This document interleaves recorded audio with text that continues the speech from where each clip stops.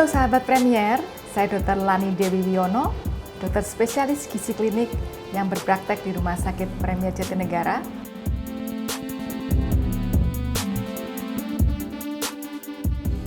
Jadi berikan anak makanan yang gizinya seimbang sehingga kebutuhan zat-zat gizi yang diperlukan oleh si anak untuk meningkatkan imunitas tubuhnya dapat terpenuhi.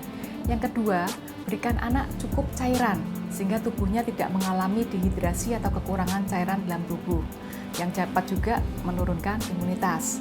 Nah, yang ketiga, anak harus cukup tidur sesuai dengan kebutuhan tidur untuk usianya. Nah, misalkan untuk anak yang usia balita butuhnya antara 11 sampai 12 jam. Sementara untuk anak usia sekolah 6 sampai 12 tahun, anak-anak ini butuh waktu tidur sekitar 10 jam. Dan untuk anak yang remaja membutuhkan waktu tidur yang lebih sedikit, hanya 8,5 jam per harinya.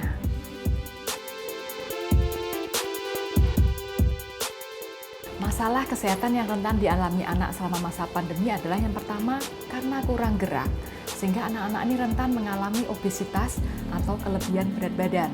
Yang kedua, karena anak-anak di rumah terus, umumnya juga kurang terpapar sinar matahari.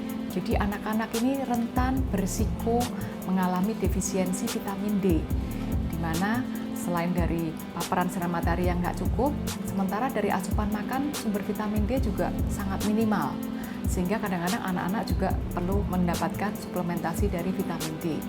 Nah, yang ketiga, anak-anak juga rentan mengalami masalah kesehatan mental, karena selama masa pandemi ini tentu saja anak-anak karena nggak boleh keluar rumah, ini sangat sedikit waktu untuk berinteraksi dengan teman-temannya, ya. Walaupun juga sempat berinteraksi secara daring, tapi tentu saja berinteraksi dengan kontak langsung akan lebih bagus efeknya dibandingkan secara daring.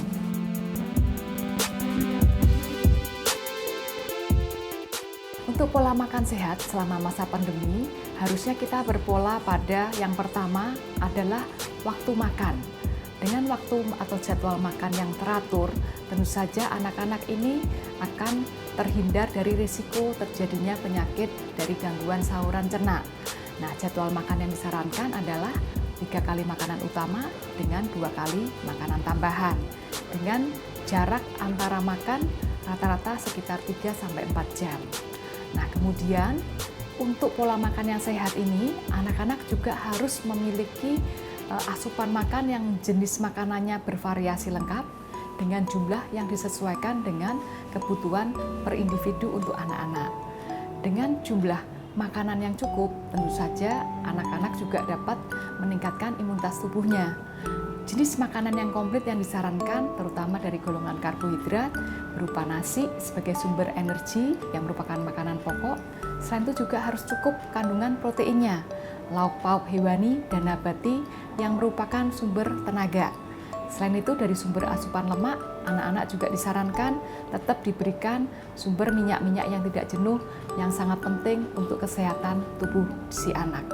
Nah, dari golongan sayuran dan buah-buahan, tentu saja anak-anak juga sangat disarankan untuk mengkonsumsi dalam jumlah yang cukup. Karena diharapkan dengan konsumsi sayuran dan buah ini, zat-zat gizi mikro yang merupakan sumber antioksidan, vitamin, dan mineral ini dapat tercukupi dari asupan makan sehari-hari.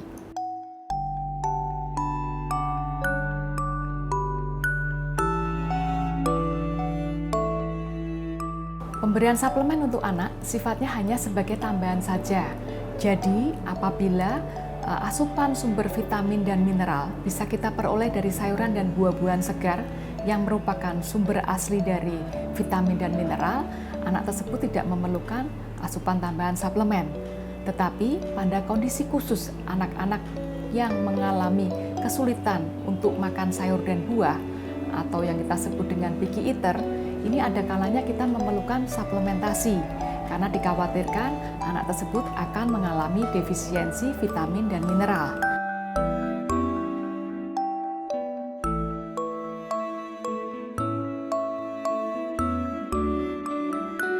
Jadi untuk asupan vitamin D itu kan pertama dibentuk di kulit kita dengan bantuan paparan sinar matahari. Nah, Karena terbatasnya waktu untuk terpapar dengan sinar matahari, tentu saja rentan buat anak-anak untuk mengalami defisiensi vitamin D. Sementara dari sumber bahan makanan yang mengandung vitamin D, ini jumlahnya sangat terbatas. Jadi hanya menyumbangkan sekitar 15-20% saja untuk memenuhi atau mencukupi kebutuhan vitamin D harian kita. Kalau dari paparan sinar matahari tidak cukup, dari bahan makanan sumber juga hanya sedikit yang kita peroleh, maka kita perlu memberikan suplementasi vitamin D pada anak.